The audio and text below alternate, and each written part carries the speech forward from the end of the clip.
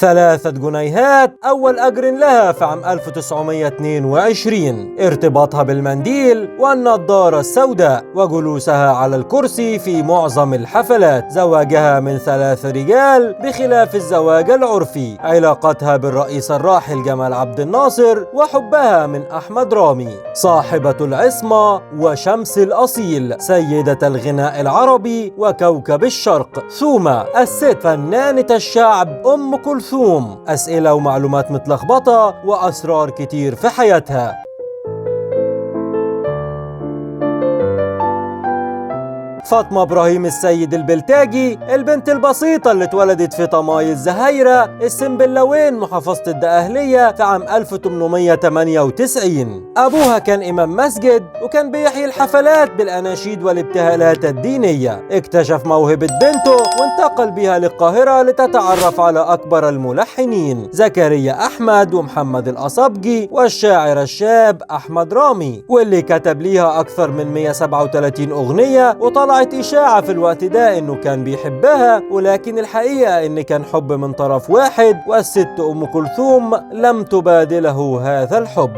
غنت أم كلثوم مع والدها ليلة الإسراء والمعراج بقصر عز الدين يكن باشا، وأعطتها سيدة القصر خاتما ذهبيا، وكان أجر أم كلثوم في الليلة دي 3 جنيهات. وكانت هذه الليلة انطلاقة كوكب الشرق، وبعدها تعرفت على الموسيقار محمد عبد الوهاب وكملت طريقها للمجد. شاركت في الأفلام السينمائية زي سلامة وفاطمة. كانت سفيرة لمصر والعرب بعد هزيمة 1967، فكانت تقدم الحفلات في جميع البلاد العربية، وخصصت عائد تلك الحفلات للخزانة المصرية وتسليح الجيش. قدمت أم كلثوم أكثر من 350 أغنية حتى وفاتها في عام 1975 عن عمر 77 عام، والذي هز خبر وفاتها مصر والعالم العربي. أكثر من 4 ملايين إنسان احتشدوا لحمل نعشها ليرقد في الأرض التي أعطتها صوتها الجبار. ومن أهم ما غنت كوكب الشرق أم كلثوم: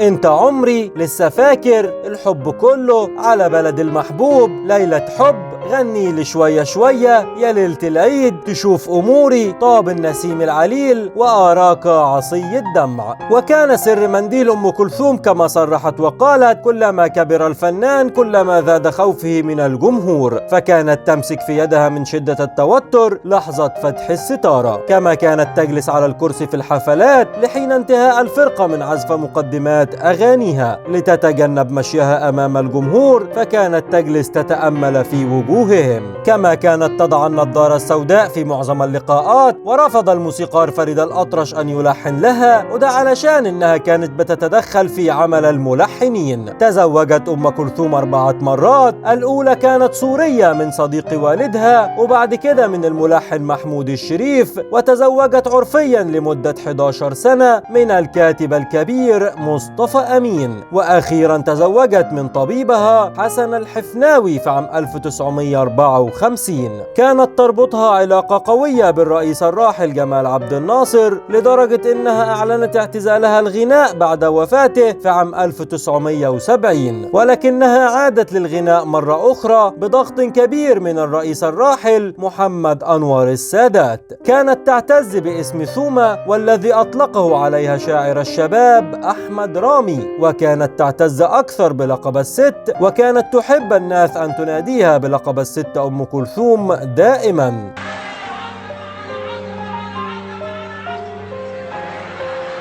قدمت الممثلة المصرية صابرين قصة حياة أم كلثوم في مسلسل كتبه محفوظ عبد الرحمن وأخرجه إنعام محمد علي، بطولة صابرين، حسن حسني، أحمد راتب. ونجح هذا العمل نجاح كبير جدا، وحصل على الكثير من الجوائز من جميع البلاد العربية. ودي كانت حلقتنا عن كوكب الشرق أم كلثوم. لو عجبك الفيديو اعمل لايك وسبسكرايب للقناة وفعل زر الجرس علشان يوصلك كل جديد. كان معكم بشوي أفلامين عكس التيار.